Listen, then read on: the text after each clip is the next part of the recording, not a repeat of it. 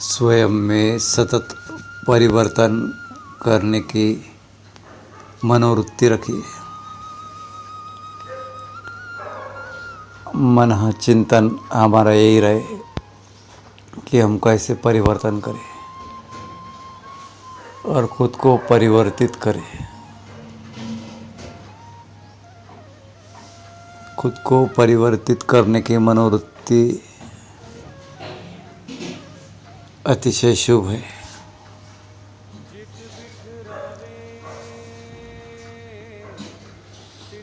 स्वयं में बदल होना चाहिए। हम कैसे थे साल भर पहले, 10 साल पहले, आज कैसे है? गुरु मिलने के बाद कुछ परिवर्तन हुआ या हम वैसे ही हैं? गुरु मावली ने जो ज्ञान चिंतन दिया है उसका सतत चिंतन करें, मनोमंथन करें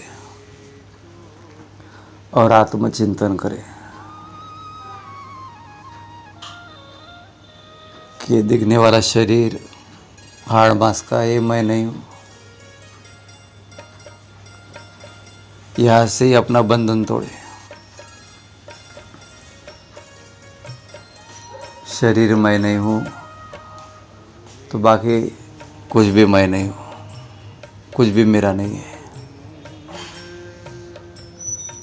रिश्ते नाते कुछ भी नहीं। हम साथ में आए नहीं और किसी के साथ जाएंगे भी नहीं। इसलिए हमें आत्मचिंतन की ओर उन्मुख होना चाहिए।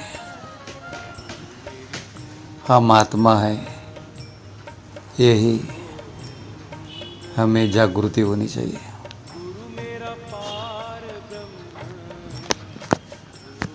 आत्मबोध होना चाहिए। वो गुरु कृपा से ही संभव है।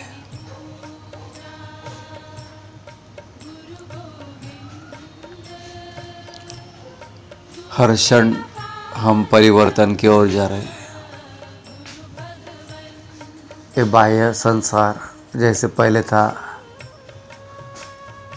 फूल दिखते हैं जैसे कल थे आज नहीं है, परिवर्तन की ओर जा रहे हैं।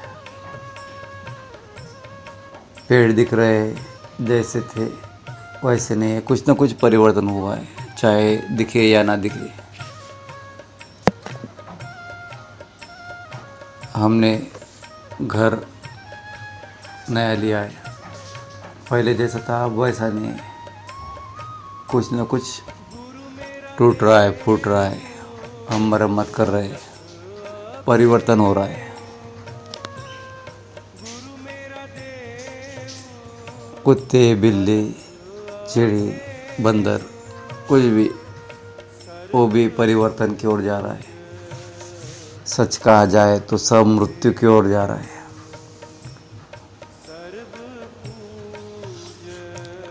लेकिन हमको गुरुदेव से कहना चाहिए कि तमसो मा ज्योतिर्गमय। हे गुरुदेव, हमें अंधेरे से प्रकाश की ओर लेके जाइए। हे गुरुदेव, अस्तो मा सद्गमय, हमें असत्य से सत्य की ओर लेके जाइए। हे गुरुदेव, मृत्युर्मामृतम गमय, हमें मृत्यु से अमृत तत्व की ओर लेके जाइए। यही सच्चिंतन करे, ज्ञान चिंतन करे, आत्मचिंतन करे, सतत करते रहे। जब जब समय मिले हमारा चिंतन यही हो।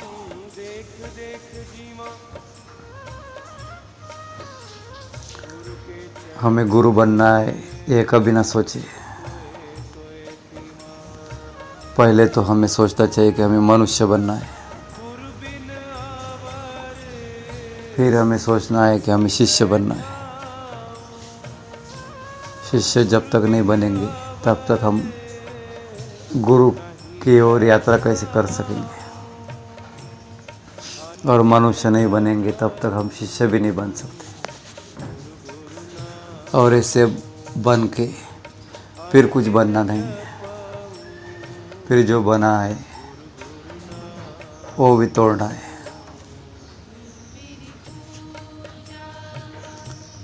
हम आत्मा है, चैतन्य है, आनंद है, ज्ञान है। इसकी जागृति हो। फिर कुछ बनना नहीं है, मिटना है।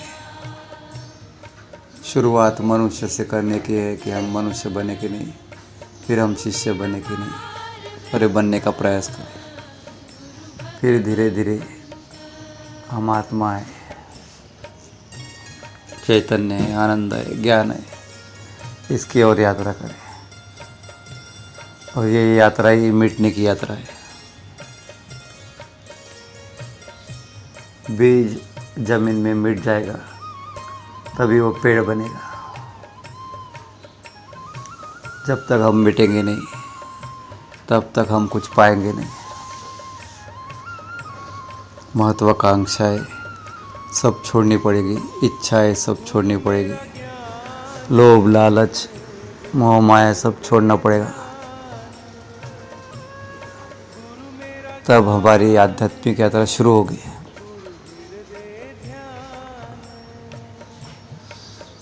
ये गुरु मार्ग इतना सरल है।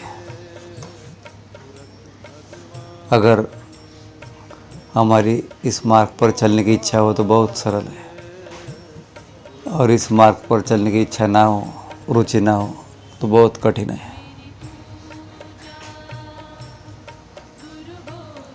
संसार में रहकर संसार कर कर भी हर संसारी व्यक्ति को परीक्षाएं देनी पड़ती है। आप कहीं भी रहे आपको परीक्षाएं देनी ही पड़ती है। तो गुरु मार्ग पर रहकर भी हमको परीक्षा देनी ही पड़ती है अगले क्लास में जाने के लिए। इसलिए परीक्षाएं से डरे नहीं, पढ़ाई करें। जो गुरु मावली ने ज्ञान चिंतन दिया है उसकी पढ़ाई करें तो हम परीक्षा में अच्छे मार्क्स से पास होंगे, अच्छे परसेंटेज से पास होंगे।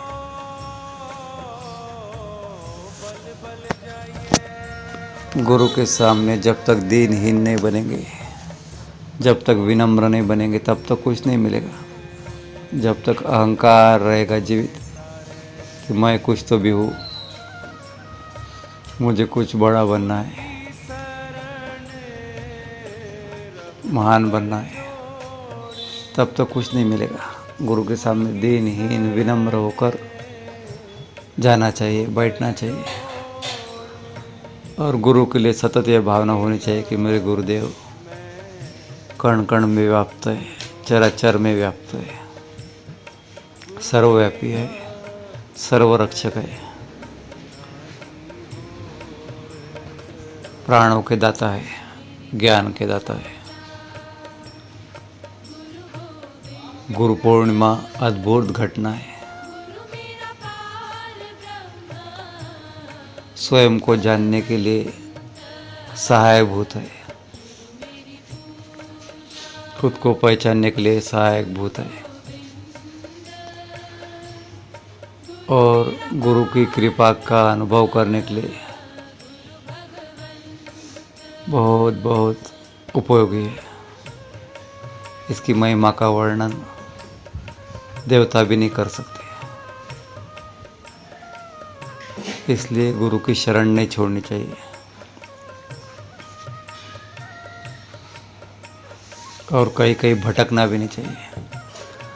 हम भटकते हैं बार बार, कभी इसके पास कभी उसके पास, कभी उसका अच्छा लगेगा कोई प्रवचन तो कभी उसका प्रवचन अच्छा लगेगा, कभी इसकी बातें अच्छी लगेगी कभी उसकी बातें अच्छी लगेगी, कभी वो अच्छा लगेगा कभी वो अच्छा लगेगा। भटकना नहीं है। सूर्य की ओर हम जाएंगे तो हमारी छाया हमारे पीछे पीछे आएगी। ऐसे हमको गुरु की ओर, गुरु के ज्ञान की ओर जाना चाहिए। तो कुछ मांगने की ज़रूरत नहीं। संसार के सारे ऐश्वर्य सब कुछ हमारे पीछे पीछे आएगा, हमारे चरणों में आकर बैठ जाएगा। अगर हम गुरु के चरण में बैठे हैं तो गुरु के चरण छोड़ दिए तो सब छूट जाएगा। देवता वही देते हैं जो हमारी इच्छा है, लेकिन गुरु वही देते हैं जो हमारा भला करता है। अगर भला नहीं करता तो गुरु नहीं देते। इसलिए हमारी मांग गुरु से होनी चाहिए कि हमें वही दीजिए जो हमारे लिए कल्याणकारक हो, अच्छा हो, भला हो, हमारे उत्थान के लिए मंगलमय हो।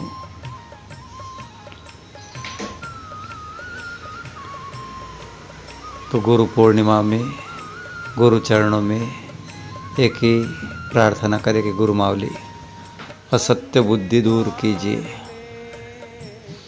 अशुद्ध इच्छाएं निकाल फेंक दीजिए, सद्बुद्धि दीजिए, सद्ज्ञान दीजिए, आत्मचिंतन दीजिए।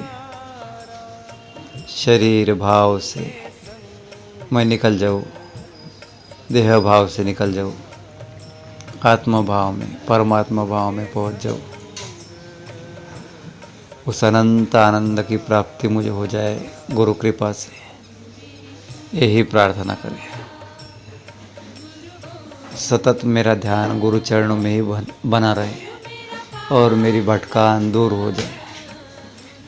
कभी इधर का ध्यान किया, कभी उधर का ध्यान किया, तो कभी संसार का ध्यान किया। नहीं, जो गुरु मावली ने ध्यान दिया है वही ध्यान करें, उसकी महिमा जाने।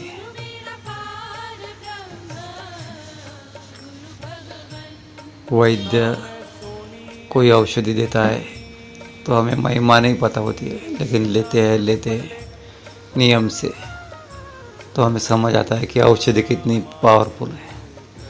ऐसे ही ध्यान की महिमा नहीं पता है, लेकिन करते जाते और हमारे अंदर परिवर्तन होने लगता है। जो हमने शुरुआत में बात की थी परिवर्तन की, परिवर्तन करना ही सबसे बड़ी गुरु सेवा है। स्वयं में परिवर्तन करना, स्वयं में बदल करना। गुरु आज्ञा के अनुसार हम स्वयं को ढालें और ये ध्यान से ही संभव है, ज्ञान से ही संभव है, गुरु कृपा से ही संभव है। तो ये गुरु पूर्णिमा आपके जीवन में दिवाली की जैसी जगमग जगमग हो। ये गुरु पूर्णिमा आपके जीवन में दिवाली के करोड़ों दीप का प्रकाश के जैसी जगमग हो। ये गुरु पूर्णिमा आपके जीवन में जैसे हम दिवाली में गणेश, महालक्ष्मी और सरस्वती की पूजा करते हैं, ऐसे ही आपके जीवन में गणेश आए, यानी बुद्धि की पवित्रता है, अबोधिता है, महालक्ष्मी की कृपा हो, यानी सच्चा धन पाने की इच्छा हो। बाहर का धन तो हम पाते ही रहते हैं, लेकिन सच्चा गुरु मंत्र का नाम स्मरण, गुरु नाम का, ईश्वर के नाम का धन पाने की इच्छा हो। महालक्ष्मी कृपा करे, कृपा बरसाए, सच्चे धन की ओर हमें प्रेरित करे पाने के लिए। और सरस्वती माँ की कृपा हो इस गुरु पूर्णिमा में, यानी शुद्ध बुद्धि हो।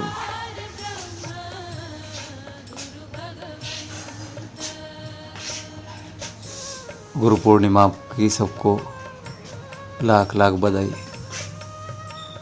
गुरु कृपा हो, गुरु का आशीर्वाद मिले।